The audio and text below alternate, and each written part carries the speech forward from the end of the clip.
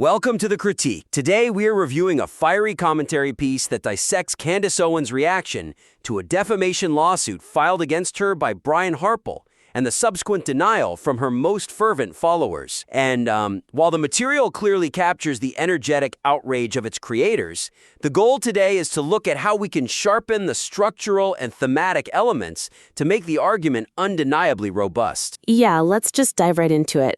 Balancing passionate commentary with objective factual grounding is essential to maximizing the author's credibility. So looking at the weakness here, the material relies heavily on ad hominem attacks and, emotional reactions. Right, the really highly charged language. Yeah, using phrases like demonic, lunatics, idiots, and they express that the hosts are salivating over the lawsuit.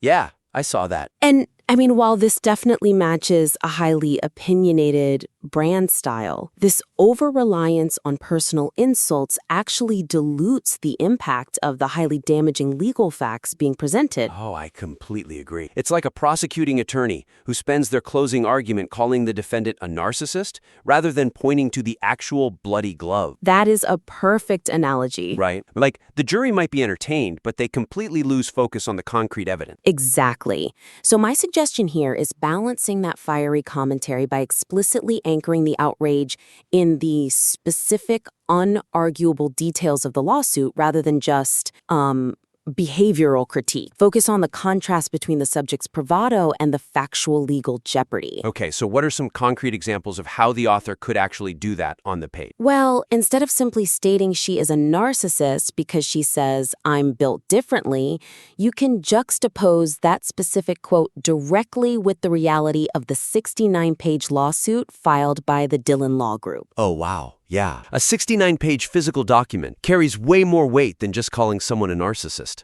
Right. The physical weight of that document totally changes the reader's reaction. You're forcing them to look at a devastating contradiction. Yeah. And another example is when they're mocking the fans who claim the lawsuit is fake. Like targeting that Project Constitution fan account? Yes, exactly. Right now, the material insults them as basement dwellers, but instead, they should briefly emphasize the tangible reality of Matt Selson filing the minimum $75,000 claim that could escalate to millions. Right, contrasting their basement conspiracies with the cold, hard docket facts. Exactly. It makes the critique of the fans land with far more authority. You don't need to shout that they are idiots when the court filing is sitting right there.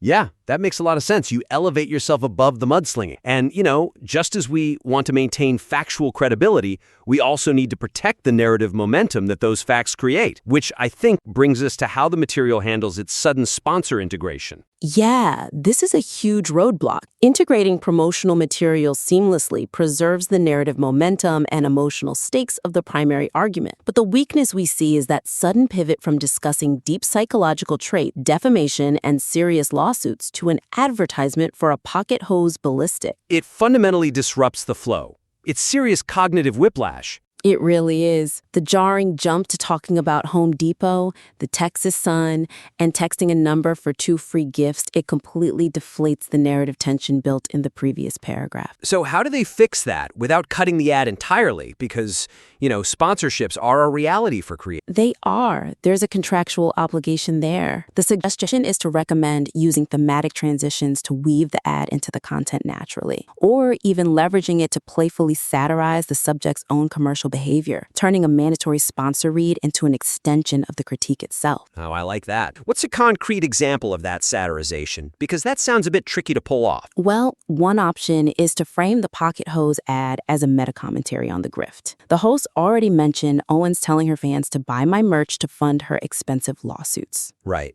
So the script could transition by saying, speaking of selling products to an audience, at least we are selling something that actually works to wash away the dirt. Wait, that is actually brilliant. It fits the cynical tone perfectly and gets you right into the ad. Right? Alternatively, they could use the durability of the hose.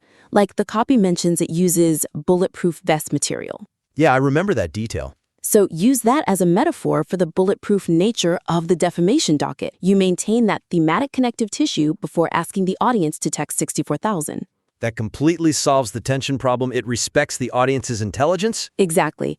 It keeps the listener firmly rooted in the emotional landscape of the lawsuit. Okay, so let's say they've smoothed out the mid-read interruption. The final step is ensuring the ending lands with a focused impact, rather than getting lost in a tangle of newly introduced elements. Right. Tying secondary narratives back to the central thesis prevents the audience from losing the core message in the final act. And the weakness here is that the final third of the material introduces a barrage of new characters and subplots. It kind of suffers from the researcher's curse. Yes, exactly. They introduce Erica Kirk, Andrew Covett, Mikey McCoy, and Turning Point USA, without clearly establishing why this matters to the broader argument about the Harpull lawsuit. It feels a bit messy. Yeah, the introduction of Owens' big reveal secret feels disconnected and fragmenting. The audience loses the thread right at the finish line.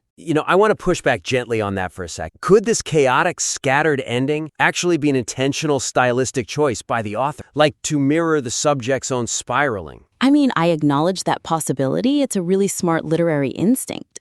But if it is intentional, it needs to be explicitly framed that way for the listener.